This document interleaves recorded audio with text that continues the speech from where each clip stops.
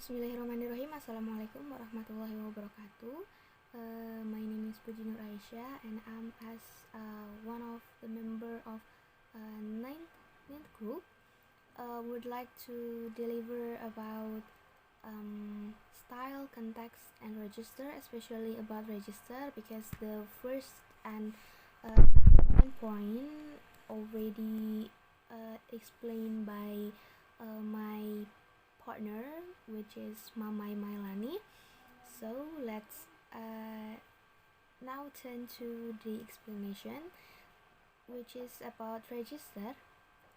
Here, as you can see in the slide, register is the language used at any given moment and depend on what do you do, by whom, and by what means.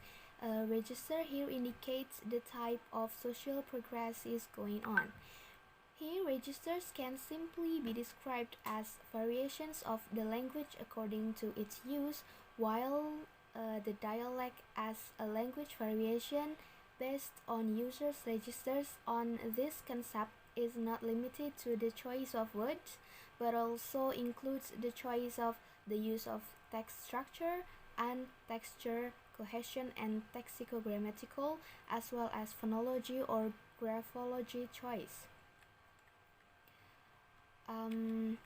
Here, the next point is how to study register.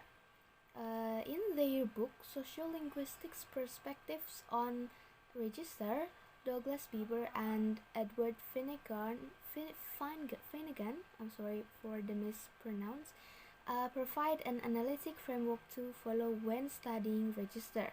Here, Bieber begins with the definition of register as being a general cover term for all language varieties associated with different situations and purposes.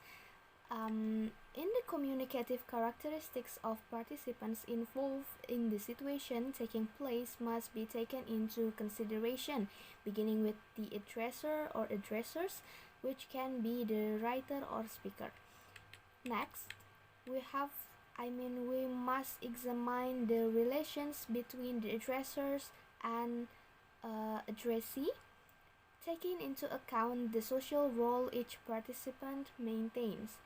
The next one is setting, where and when the communication takes place is referred to as setting. Bieber identifies setting with a particular context of use or domain. He distinguishes 6 primary domains. They are business and workplace, education and academic, government and legal, religious, art and entertainment, and domestic or personal. And also, the next is how the addresser presents the information and how the addressee receives it. It should be also considered in study register.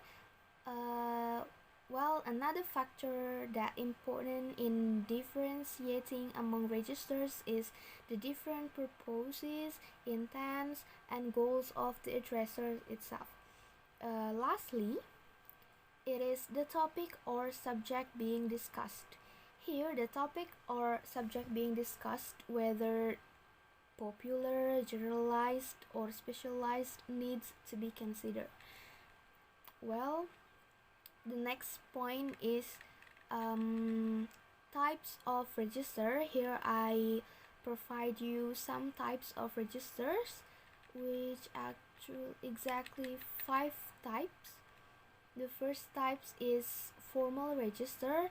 Here, formal register is a type of register that incorporates standard American English and it used by professionals or in situations where people are not familiar with one another. And the second one is informal register. Informal register is a type of register used with more familiar people in casual conversation. In the informal style of register, constructions are used more often. Rules, of negotiation and agreement may be altered, and slang or collocations may be used also. Here, in informal register also permits certain abbreviation and deletion, but they are rule governed.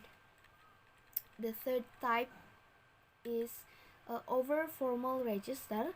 A type of register can be characterized by the use of a false high-pitched nasal voice. For example, a woman might approach another woman whom she does not really like and ask cordially in a high-pitched voice, like, "How you doing?" That over formal register. And then the fourth type is motherish.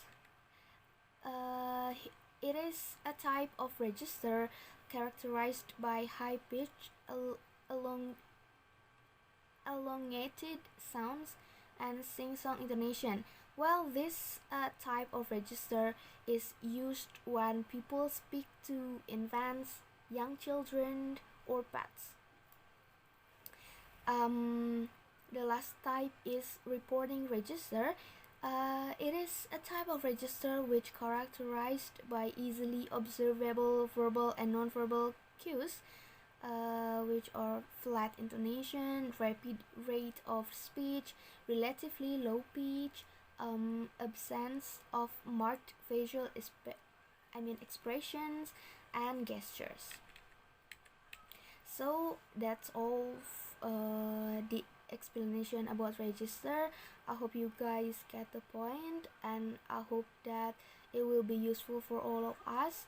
So thank you. Wassalamualaikum warahmatullahi wabarakatuh.